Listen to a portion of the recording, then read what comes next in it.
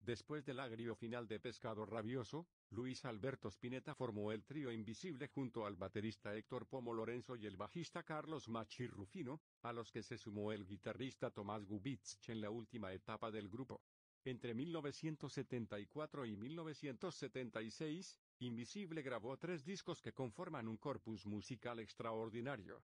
Las razones son varias. La primera radica en el nivel musical superlativo del ensamble, la base rítmica de Pomo y Machi, que se había consolidado a lo largo de 1973 en la que fue la mejor formación de Pappo's Blues, era una máquina de alta precisión, flexible y contundente, capaz de rockear con fiereza sobre métricas intrincadas. Y Spinetta, que ya había dejado atrás su etapa de exploración bluesera, estaba escribiendo su propio manual de estilo, que lo convertiría en uno de los guitarristas más personales del rock argentino. La segunda se sostiene en la capacidad del grupo para crear una música radicalmente original, en la que las influencias se disuelven hasta volverse irreconocibles. Si en Almendra se percibe la herencia de los Beatles, y en Pescado Rabioso aparece el intento de reescribir el embrujo de Led Zeppelin y la Jimi Hendrix Experience, Invisible es una tormenta de pura invención. Sigue siendo sorprendente, también, el desarrollo que refleja la evolución discográfica del grupo, con discos pensados como entidades autónomas, cada uno de ellos con lógicas y concepciones completamente diferentes. En su álbum debut, publicado en 1974 y conocido como El del Charco por Puzzle, la obra del holandés M. C.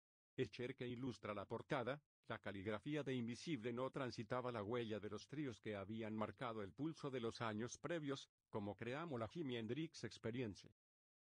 Invisible no era una reunión de 3 virtuosos más allá de la alta pericia técnica de sus integrantes, se trataba, en cambio, de una unidad musical de 3 instrumentistas que utilizaban la improvisación no como un vehículo para el exhibicionismo, sino como una herramienta para expandir el lenguaje de la canción.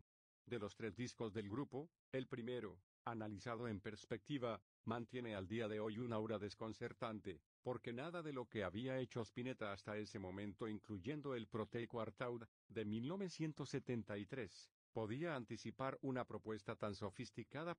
En el siguiente eslabón, Durazno Sangrando, 1975, Invisible tomaba del rock progresivo la idea de que una canción podía ser un largo viaje que ocupaba toda una cara del disco, pero, una vez más, se distanciaba de los modelos de la época, Super Ready, del disco Foxtrot, de Genesis, o Close to the Edge, del álbum homónimo de Yes, ambos editados en 1972, porque Encadenado al Ánima, que si bien no ocupaba todo el lado A de Durazno Sangrando, superaba los 15 minutos de duración, estaba integrada por 2 partes que generaban la impresión de estar escuchando fragmentos contrastantes aunque se tratara de una composición homogénea en términos de armonía.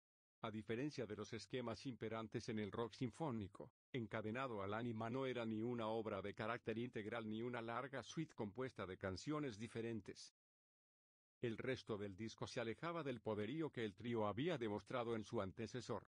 Experimentales y menos urgentes, las canciones, que incorporaban de manera decidida sonidos acústicos, estaban en sintonía con las letras, inspiradas en las lecturas de los textos taoístas que por aquellos años fascinaban a Spinetta.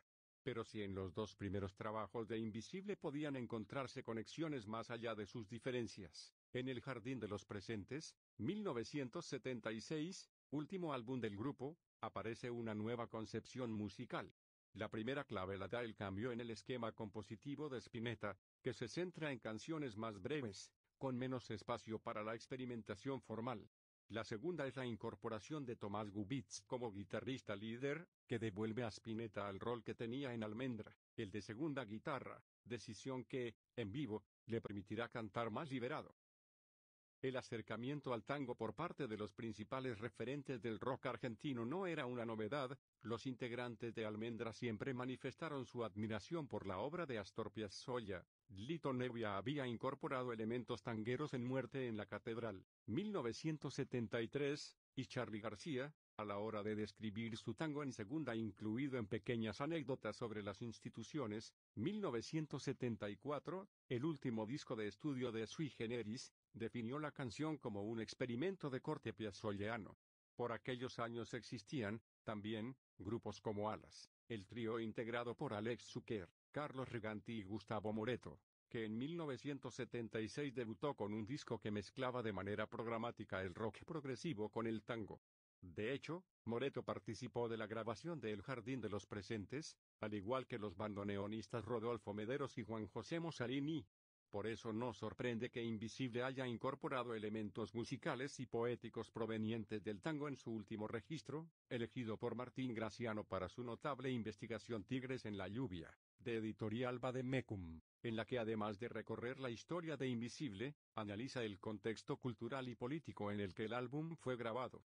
En Charla con Cultura y Libros, Graciano, autor también de Estación Imposible, Periodismo y Contracultura en los 70 y Cancionistas del Río de la Plata, repasó los puntos centrales de su investigación sobre el último álbum de Invisible.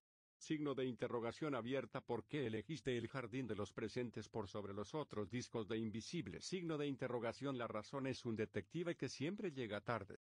Apenas escuché la premisa de Vademecum, el primer disco que se me ocurrió fue El Jardín de los Presentes.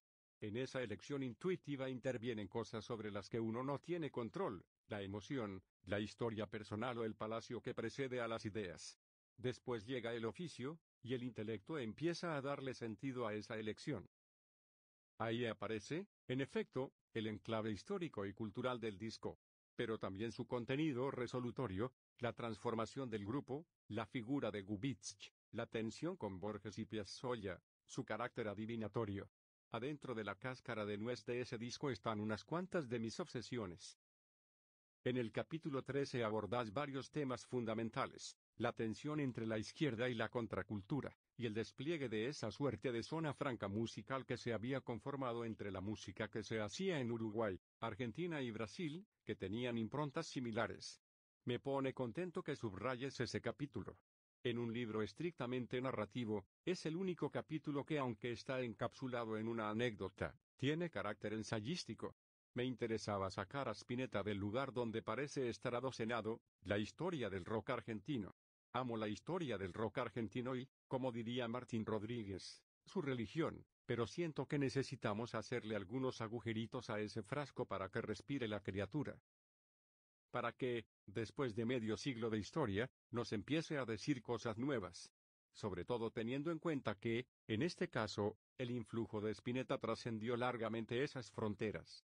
Por eso aparecen voces que ofrecen perspectiva, Martín Buscaglia desde Uruguay o Acho Stoll desde el tango.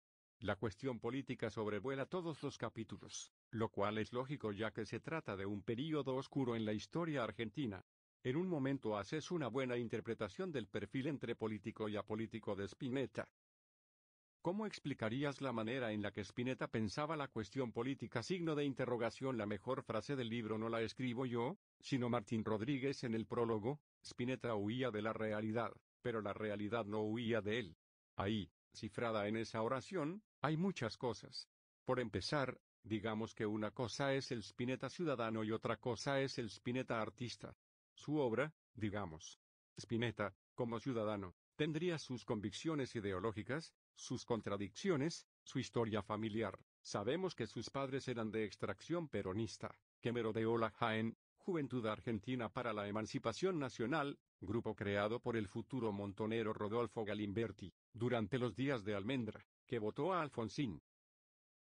Eso puede permear su obra, pero de ningún modo la explica. El rock, que era la plataforma cultural de Spinetta, no trabaja sobre un sistema de ideas políticas sino sobre un sistema de valores.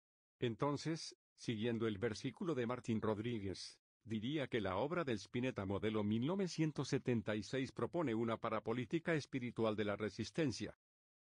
En Almendra se pueden rastrear las enseñanzas de los Beatles y Piazzolla, y en Pescado Rabioso, la huella de la experiencia de Hendrix y Led Zeppelin. Cuando les preguntas a los integrantes de Invisible sobre los discos que los movilizaban, te dicen que estaban muy copados con la Mahavishnu Orchestra, pero en sus canciones esa referencia no es palpable. La música de Invisible no nació de la nada, pero el modo en que el grupo procesó sus influencias fue muy novedoso, por lo menos en el rock argentino. Las influencias, en Spinetta, son menos estéticas que éticas. Yo no escucho a los Beatles en Almendra, los encuentro. Veo su enseñanza, su concepto, su liberación, Toma tu tradición y hace tu propio folclore. Si copias a los Beatles post-revolver significa que no los entendiste. Una vez lo entrevisté a Urbano Moraes y me contó que, en los 60, tenía una bandita de corte Beatle. Pero cuando les llegó Revolver y lo escucharon, se largaron a llorar. Todo se había terminado.